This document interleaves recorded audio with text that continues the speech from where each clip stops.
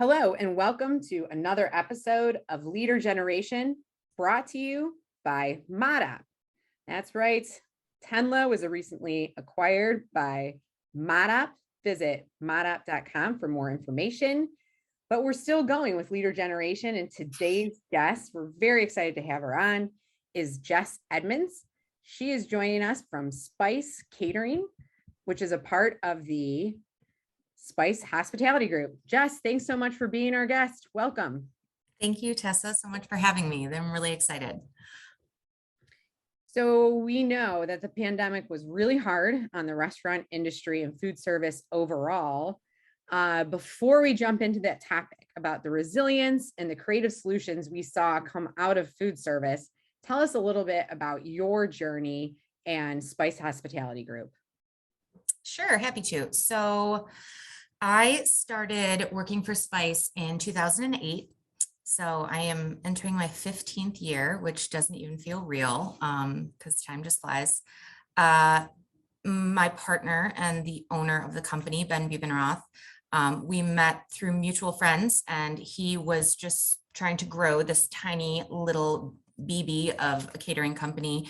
And so he merged with a larger, more corporate catering company, Marigold, and he was able to sort of utilize all their infrastructure. And he needed an event planner. And so we met, and he hired me pretty quickly, and we just decided to see if this would work. And it did. We worked really well together. And we created some really fun, unique events. Spice focuses on regional cuisine, seasonal cuisine, trying to really sort of raise the bar on what catered food feels like, because we've all experienced garbage catering food. So, over the years, we grew the company from like 2 of us to 50 of us. And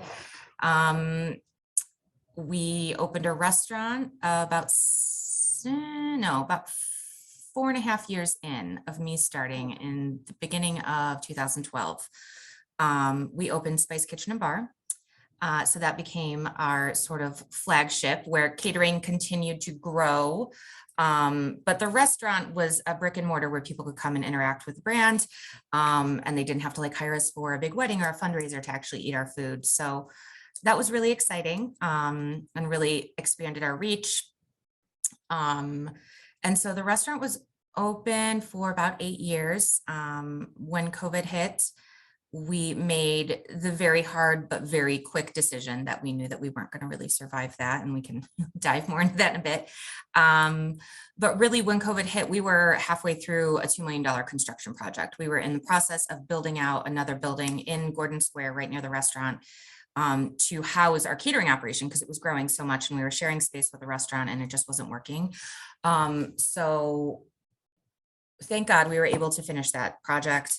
And so we moved into this space December of 2021.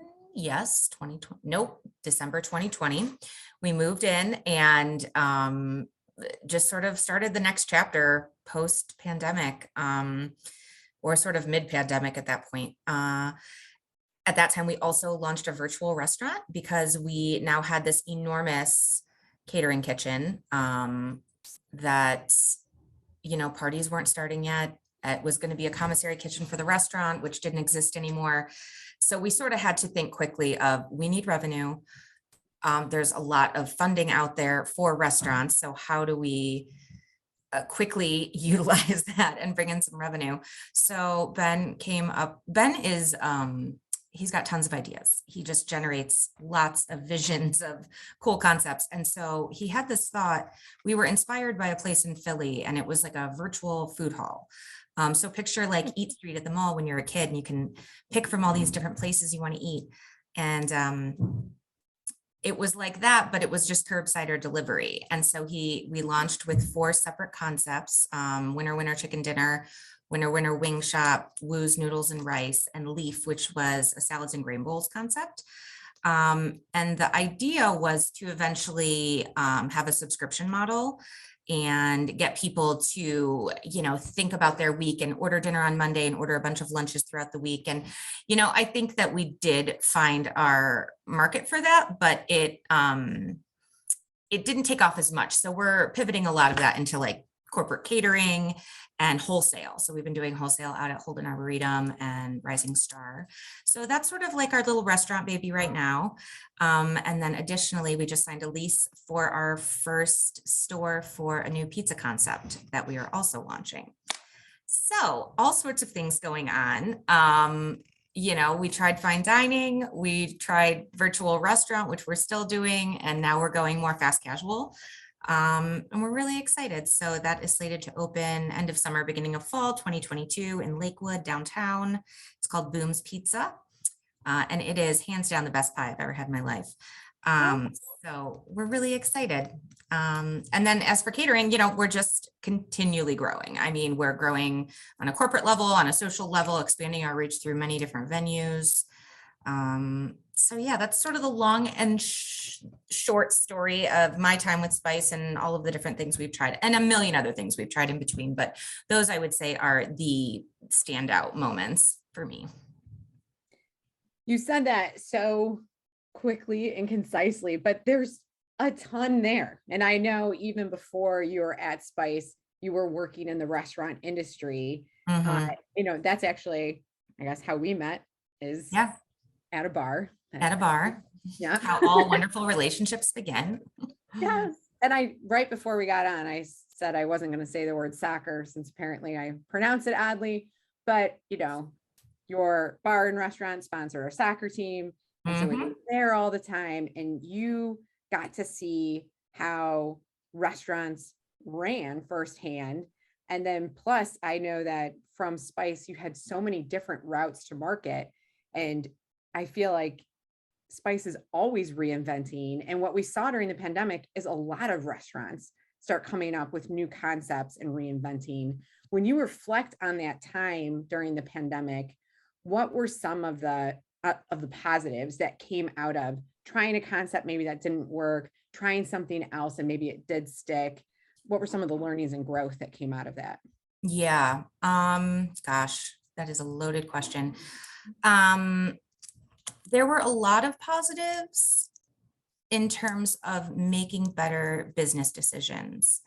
When everything went down 2 years ago and the decision to close Spice we found out bars and restaurants were closing, and we were and still are so intimately in touch with our finances, and the timing of how that went down being, say, end of Q1, and how our business model worked. So we were about to ramp up, and to see all of the future revenue just slowly going away. And the restaurant being that, the profit margin with food is low. And I think the world has actually gotten an incredible snapshot at understanding maybe the stories of how restaurateurs, you really have to go big or go home. There's not a ton of money to be made. So unless you are, you have a chain, or you can just copy paste really quick, these mom and pop places, a place like ours, farm to table fine dining, you've basically picked the most challenging thing to make money at. So realizing we weren't able to pivot into to-go food based on the style of food that we did, it was just a pretty quick decision for Ben of ripping off the Band-Aid of this isn't going to work, but now what, So for me, the now what is really exciting. I feel like every couple of years, maybe every 2 to 4 years, something new happens with our business that's really exciting. So, one thing I didn't mention, but is a huge component of our business, is our farm, Spice Acres. So Ben, his wife Jackie, and their 2 children live on the farm in the Cuyahoga Valley National Park. They farm about 9 acres, and the farm model changes every year. But when that farm came along, it was like this new exciting thing to be stoked about, So like the place here, the brand never feels like it's never boring or stale, because we're always something new's popping up. It was like the restaurant, then the farm, then find a new building for catering. So anyway, I think a couple years have gone by. We were in the middle of the construction project, but things were feeling a little like something's brewing, like what's going to be next? Now, obviously, we had no clue that it would be so traumatic and world changing.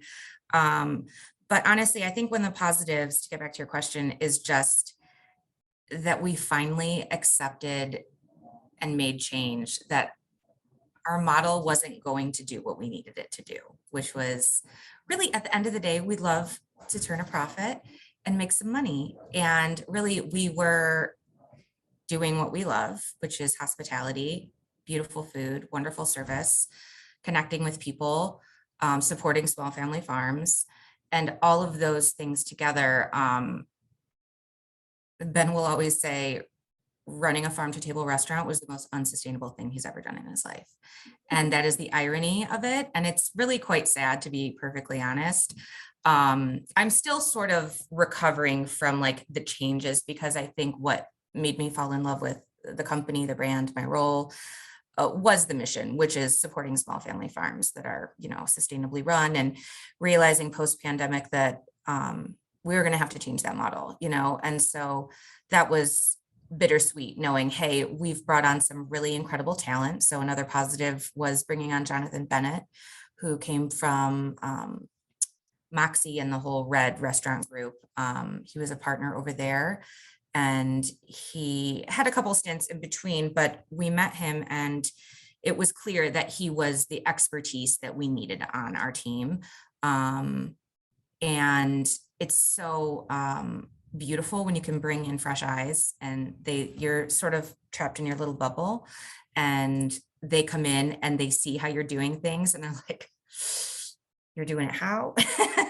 And then he would look at so many of the things we were doing and be like, okay, no, so we weren't doing it wrong. We were just doing it our way, and like this tried and true way. But I think, being that we aren't super money focused or business focused, we're like mission focused and experience focused, that to find this human that was so smart, that could take sort of the soul of spice and how it makes people feel, but so not change it completely, but help us engineer it internally to be more profitable, to be more efficient, and to just like make it better across the board, from the catering operation over to how do we create a brand new fast casual brand that we can copy paste and have a bunch of different locations and grow it. So the positives were just, I think, changing how we thought,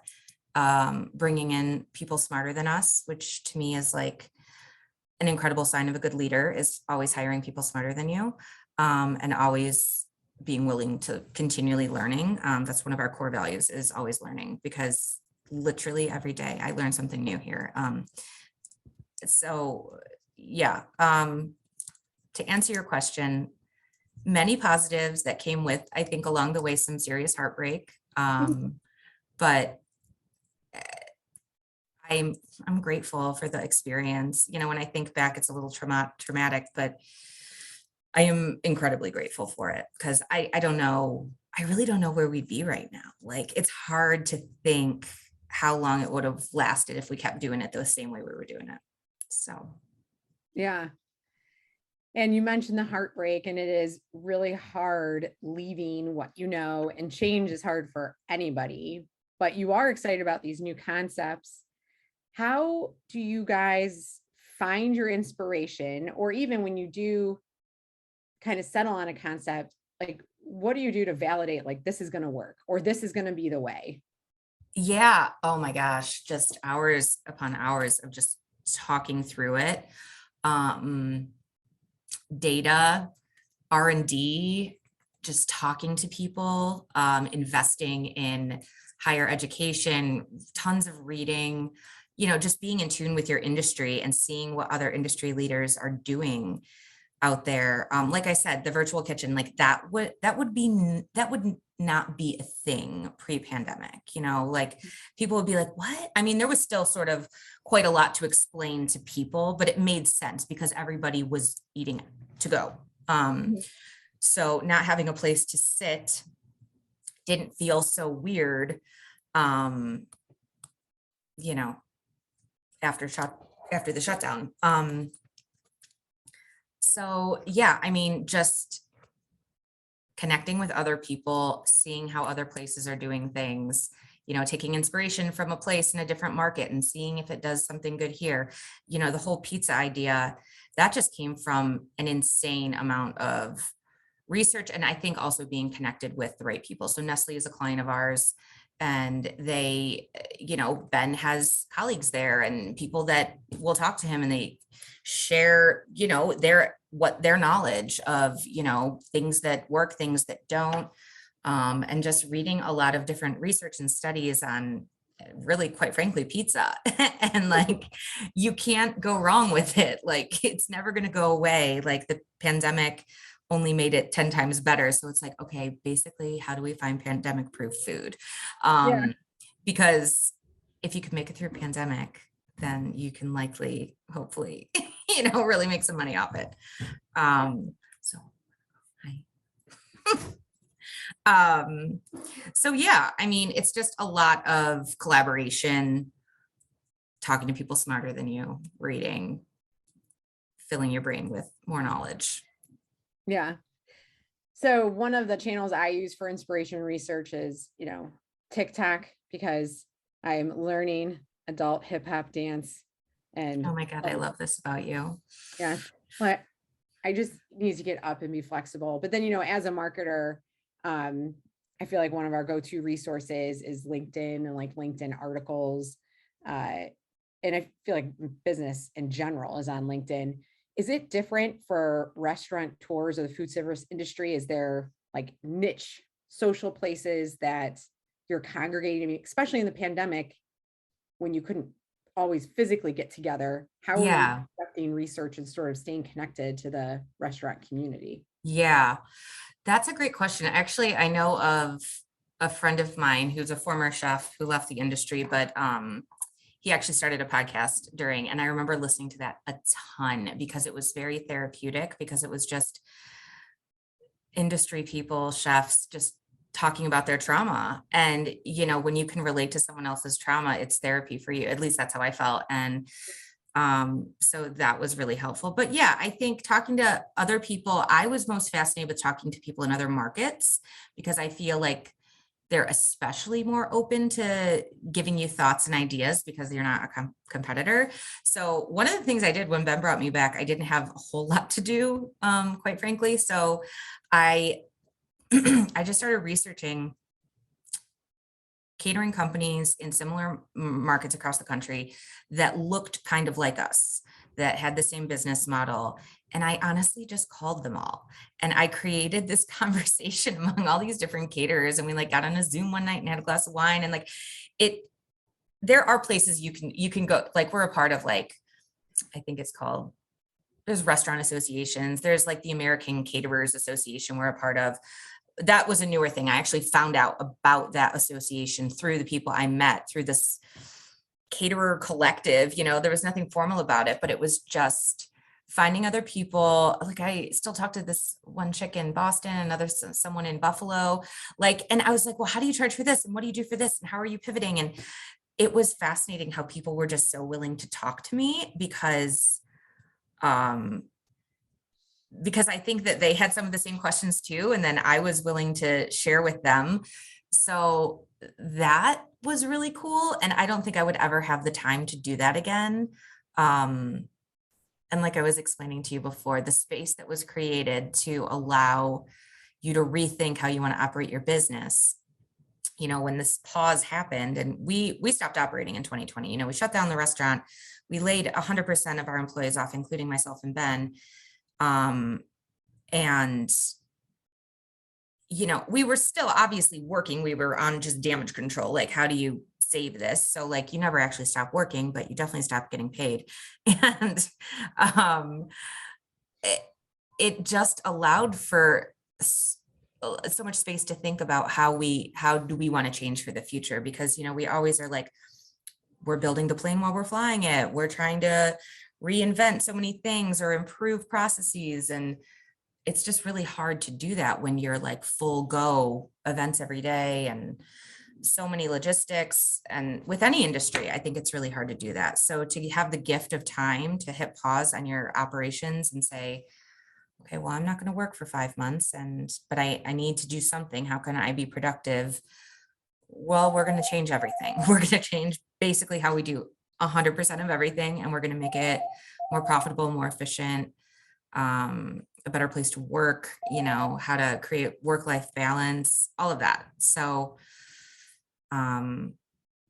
I think I went a little off track there. Oh, no, that's fine. So you're hitting on something though.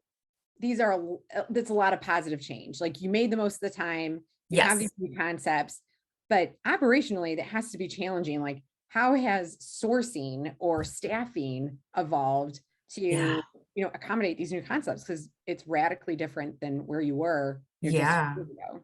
for sure. Yeah. I mean, yeah, supply chain issues affects 100% of everyone, I think, at this point. So that just is what it is. I have to order things just way farther out, disposables, to-go containers, paper, plastic, like just everything. You just have to expect it to take longer.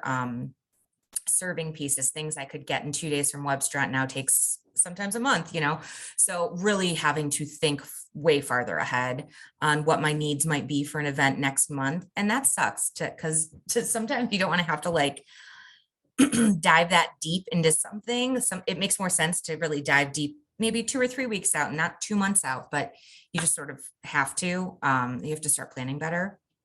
So it's a good exercise in just getting better at your job. But I mean, yeah, staffing last year, I think 90% of my job was just hiring, training, hire, recruit, hire, onboard, train, go, next person. I mean, I didn't come up for air for 9 months. It was, I hired so many people every single week, like event staff, hired 2 new planners right in the middle of it, handed them each $1 million worth of business. I'm like, going to train you as fast and as best as I can, but shit's going to go wrong and that's going to be okay. And we're going to get through it. But like, this is not the ideal time to be bringing you in, but this is the hand we were dealt. So, I mean, I can't even put really words to last year. It was the most challenging, exhausting year of my career by far.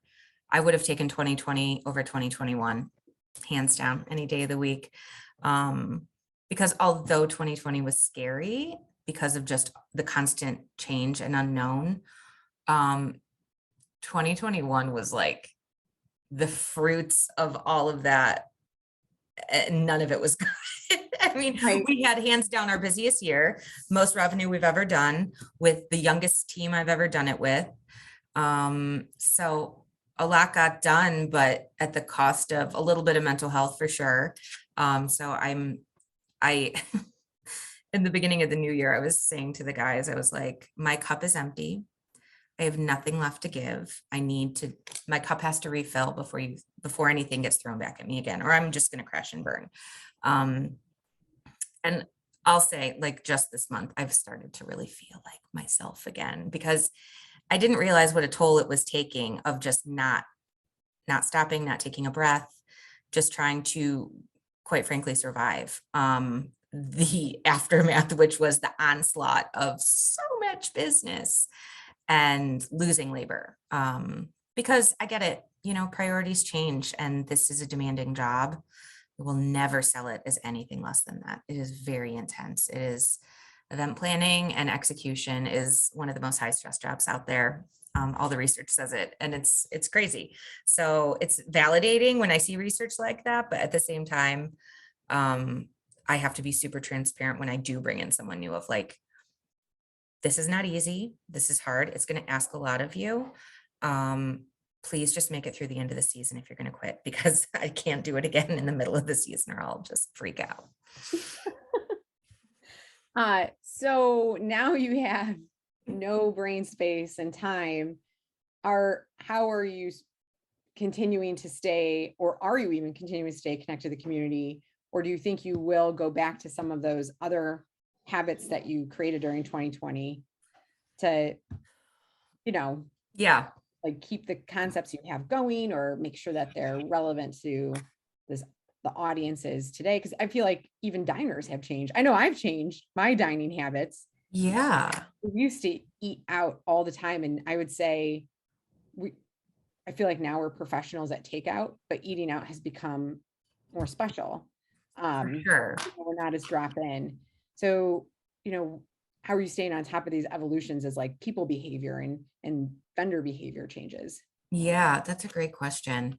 Well, I can tell you right now, based on current sales, that people are either physically going out to eat more or just cooking more, because even just the to-go concept, normally this time of year would be busier, and it's just not. We're doing so much more business in catering and wholesale of those same items, but not from the pickup and to go. So I definitely think it could be just a trend and a short-term product of what the market needed, because it did exactly what we thought it would do in the beginning, because it was new and exciting, and it was to-go food that was engineered to be to go.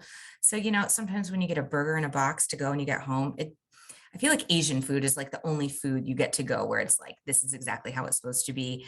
Whereas like everything else, it's really meant to be eaten at the restaurant, And so having this food engineered to be built to go, and really like all of the different tests they did on how long it will last, how long it could sit before it changed the quality of the food and all this stuff. I mean, it got great reviews. People love it, but I think we're just seeing people are starting to go back to work more. And so now they're ordering it for like huge bulk orders for corporate and not necessarily as much in the evening. So I think we just have to be very on top of like, okay, how much longer are we going to let this do this without it hitting the numbers it needs to hit? How, we didn't invest a ton of money into that brand. They were everything was a light treatment, the logo, the look, the feel, the website, because we just couldn't invest that much money. We didn't know how it was going to turn, and it sort of did what it needed to do. But I think there could be some change for it in the future, and maybe really focusing more on that wholesale. So I let the numbers talk. We look at data in a very detailed way every week. You run on EOS, I run on EOS, and having a scorecard check-in weekly and being that in tune with performance is everything. I rely on data for pretty much every decision. So, I mean, that is a piece of it for sure.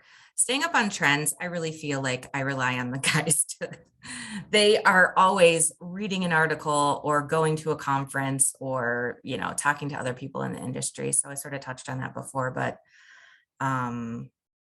yeah, just educating yourself. That's awesome. So what is the biggest challenge now when you're opening up Boom's Pizza? Is going to be a physical location. So you're going back into the storefront. Yes. Green is booming. Yeah, I think the hardest thing right now will be launching that new store at the height of catering season. So, that's obviously something we've never done.